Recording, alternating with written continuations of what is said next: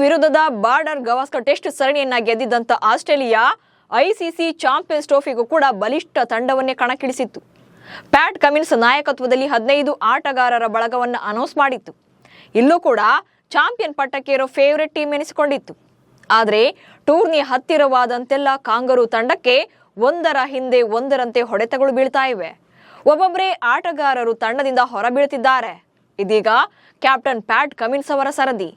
ಅಷ್ಟಕ್ಕೂ ಆಸ್ಟ್ರೇಲಿಯಾ ತಂಡದ ಆಟಗಾರರಿಗೆ ಏನಾಯಿತು? ಟೀಮ್ ಇಂಡಿಯಾಗೆ ಇದು ಪ್ಲಸ್ ಆಗುತ್ತಾ ಅನ್ನೋದನ್ನ ಹೇಳ್ತೇನೆ. ನಾನು ಶಾಂತ. ನೀವು ಸುದ್ದಿಯಾನದ ಸಬ್ಸ್ಕ್ರೈಬರ್ ಆಗೋದಿಕ್ಕೆ ಮರಿಬೇಡಿ.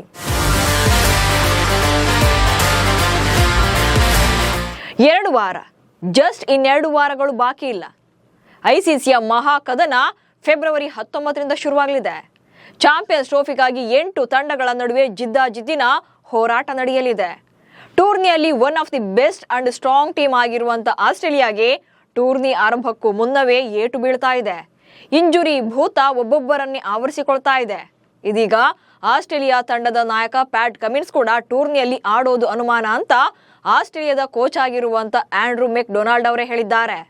ಮೊದಲಿಗೆ ಚಾಂಪಿಯನ್ಸ್ ಟ್ರೋಫಿಗೆ ಆಸ್ಟ್ರೇಲಿಯಾ ಟೀಮ್ನಲ್ಲಿ ಯಾರೆಲ್ಲ ಸೆಲೆಕ್ಟ್ ಆಗಿದ್ರು ಅನ್ನೋದನ್ನ ನೋಡೋಣ.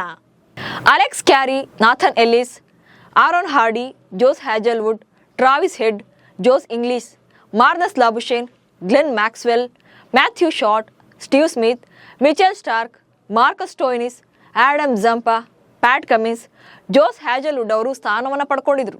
ಆದರೆ ಈ 15 ಆಟಗಾರರ ಪೈಕಿ 5 ಇಂಜುರಿ ಭೂತ ಬೆನ್ನೇರಿದೆ. ಅದರಲ್ಲಿ ಈಗಾಗಲೇ 3 ಆಟಗಾರರು ತಂಡದಿಂದ ಹೊರಬಿದ್ದು ಕೂಡ ಆಗಿದೆ. ಇನ್ನಿಬ್ರು ಈಗ ಡೇಂಜರ್ ಝೋನ್ನಲ್ಲಿದ್ದಾರೆ. ಪಾದದ ನೋವಿನಿಂದ ಬಳಲ್ತಾ ಇದ್ದಾರೆ ಪ್ಯಾಟ್ ಕಮಿನ್ಸ್. ಚಾಂಪಿಯನ್ಸ್ ಟ್ರೋಫಿಯಲ್ಲಿ ನಾಯಕ ಪ್ಯಾಟ್ ಕಮಿನ್ಸ್ ಆಡೋದಿಲ್ಲ ಅನ್ನೋದು ಕನ್ಫರ್ಮ್ ಆಗಿದೆ. ಪಾದದ ನೋವಿನಿಂದ ಬಳಲ್ತಾ ಇರುವಂತ ಕಮಿನ್ಸ್ ಐಸಿಸಿ ಟೂರ್ನಿಯಲ್ಲಿ ಕಣಕ್ಕಿಳಿಯೋಕೆ ಸಾಧ್ಯ ಇಲ್ಲ ಅಂತ ಆಸ್ಟ್ರೇಲಿಯಾ ತಂಡದ ಮುಖ್ಯ ಕೋಚ್ ಆಗಿರುವಂತ ಆಂಡ್ರೂ ಮೆಕ್ಡೊನಾಲ್ಡ್ ಅವರೇ ದೃಢಪಡಿಸಿದ್ದಾರೆ. ಇದರ ಜೊತೆಗೆ ಕಾಲಿನ ಹಿಂಭಾಗದ ನೋವಿನ ಸಮಸ್ಯೆಯಿಂದ ಬಳಲ್ತಾ ಇರುವಂತ ಜೋಸ್ ಹ್ಯಾಜಲ್ವುಡ್ ಕೂಡ ಸಂಪೂರ್ಣವಾಗಿ ಫಿಟ್ನೆಸ್ ಅನ್ನ ಸಾಧಿಸಿಲ್ಲ. ಹ್ಯಾಜಲ್ವುಡ್ ಸಹ ಮುಂಬರುವ ಚಾಂಪಿಯನ್ಸ್ ಟ್ರೋಫಿಯಿಂದ ಹೊರಗುಳಿಯೋಕೆ ನಿರ್ಧಾರ ಮಾಡಿದ್ದಾರೆ. ಈ ಮೂಲಕ ಚಾಂಪಿಯನ್ಸ್ ಟ್ರೋಫಿಯಲ್ಲಿ ಆಸ್ಟ್ರೇಲಿಯಾ ತಂಡದ 2 ವೇಗಿಗಳು ಕಣಕ್ಕಿಳಿಯೋದಿಲ್ಲ ಅನ್ನೋದು ಕನ್ಫರ್ಮ್ ಆಗಿದೆ. ಪ್ಯಾಟ್ ಕಮಿನ್ಸ್ ಹೊರ ಬಿದ್ದಿದ್ದೇ ದೊಡ್ಡ ಹೊಡೆತ. ಆಸ್ಟ್ರೇಲಿಯಾದ ತಂಡದ ಜವಾಬ್ದಾರಿಯನ್ನ ಪ್ಯಾಟ್ ಕಮಿನ್ಸ್ ಹೊತ್ತಿದ್ರು. ಹೀಗಾಗಿ ತಂಡದಿಂದ ಅವರು ಹೊರಗುಳಿದ್ರೆ ಬದಲಿ ಆಟಗಾರನೊಂದಿಗೆ ಹೊಸ ಕ್ಯಾಪ್ಟನ್ ಅನ್ನ ಆಯ್ಕೆ ಮಾಡಬೇಕಾಗುತ್ತೆ. ಹೀಗಾಗಿ ಮುಂಬರುವ ಚಾಂಪಿಯನ್ಸ್ ಟ್ರೋಫಿಯಲ್ಲಿ ಆಸ್ಟ್ರೇಲಿಯಾ ತಂಡವನ್ನ ಹೊಸ ನಾಯಕ ಮುನ್ನಡೆಸ್ತಾರೆ ಅನ್ನೋ ಚರ್ಚೆ ಕೂಡ ನಡೀತಾ ಇದೆ. ಅಲ್ಲದೆ ಪ್ಯಾಟ್ ಕಮಿನ್ಸ್ ನಾಯಕತ್ವದಲ್ಲಿ ಕಣಕ್ಕಿಳಿದಂತ ಆಸ್ಟ್ರೇಲಿಯಾ ತಂಡ ಎಲ್ಲಾ ಟೂರ್ನಿಗಳಲ್ಲೂ ಕೂಡ ದಿಗ್ವಿಜಯವನ್ನ ಸಾಧಿಸಿತ್ತು. ಅದು ವಿಶ್ವ ಟೆಸ್ಟ್ ಚಾಂಪಿಯನ್ಶಿಪ್ ಫೈನಲ್ ಆಗಿರಬಹುದು ಅಥವಾ ಏಕದಿನ ವಿಶ್ವಕಪ್ ಆಗಿರಬಹುದು. ಇತ್ತೀಚೆಗೆ ಮುಗಿದಂತ ಬಾರ್ಡರ್ ಗವಾಸ್ಕರ್ ಟೆಸ್ಟ್ ಸರಣಿ ಕೂಡ ಆಗಿರಬಹುದು. ಕಮಿನ್ಸ್ ನಾಯಕತ್ವದಲ್ಲಿ ಆಸ್ಟ್ರೇಲಿಯಾ ತಂಡ ಅದ್ಭುತ ಪ್ರದರ್ಶನ ನೀಡ್ತಾನೆ ಬಂದಿದೆ. ಇದೀಗ ಚಾಂಪಿಯನ್ಸ್ ಟ್ರೋಫಿಗೆ ಕಮಿನ್ಸ್ ಆಡದೇ ಇದ್ರೆ ಆಸ್ಟ್ರೇಲಿಯಾ ತಂಡಕ್ಕೆ ಬಹುದೊಡ್ಡ ಸೆಟ್ ಬ್ಯಾಕ್ ಆಗೋದಂತೂ ಗ್ಯಾರಂಟಿ. ಬೆನ್ನಿನ ಗಾಯದಿಂದ ಮಿಚೆಲ್ ಮಾರ್ಷ್ ಔಟ್.